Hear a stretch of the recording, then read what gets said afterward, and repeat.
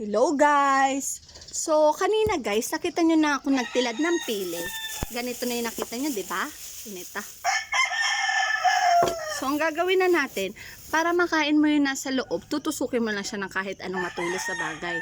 Para makain mo siya. Ganyan. Na. Heaven. Masarap siya. Ang lasa niya, parang paano ko i-describe yung lasa ng pili? Paano mo sasabihin na manatok siya na? Manatok siya, guys. I-search nyo na lang sa Google kung ibig sabihin ng manatok. Magata. Ang ganyan ha. Super yummy.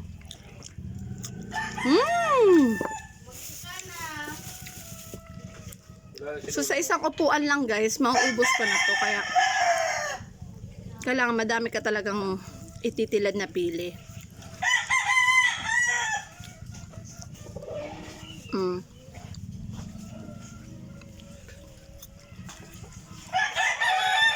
Yun lang.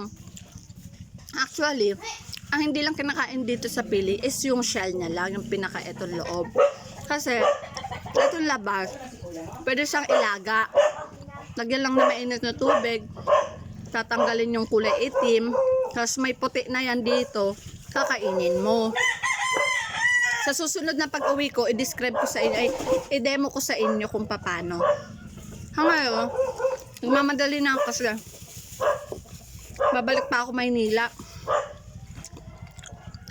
Kailangan ko muna magtrabaho ulit para sumahod.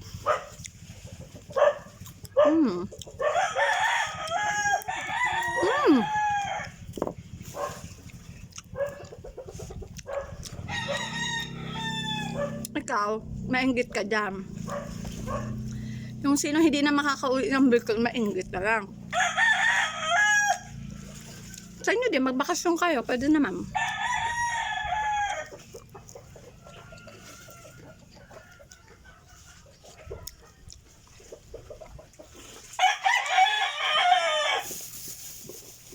So, yun guys. Ang sarap.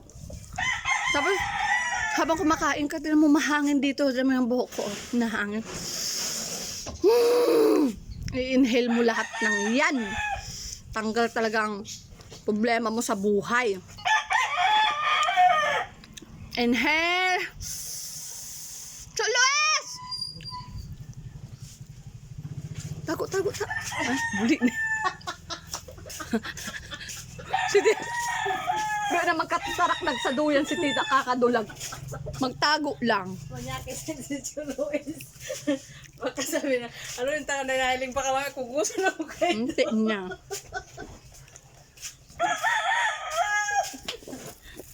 Dulag baga.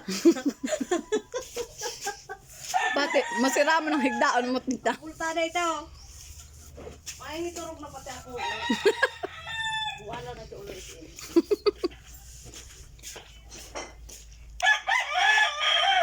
Nabintari ito talaga man yung gitaw.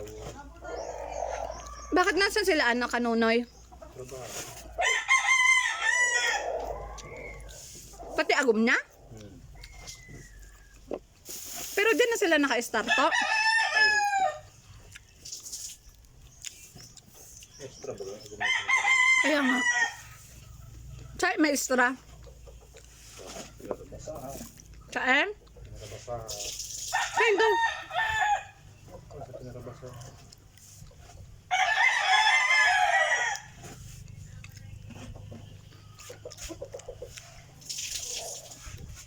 So yummy.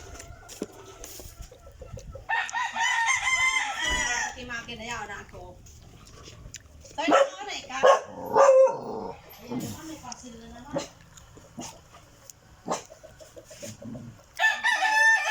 Antiro? Kayo pala tito eh. Pira!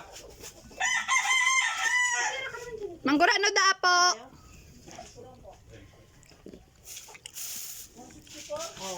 164.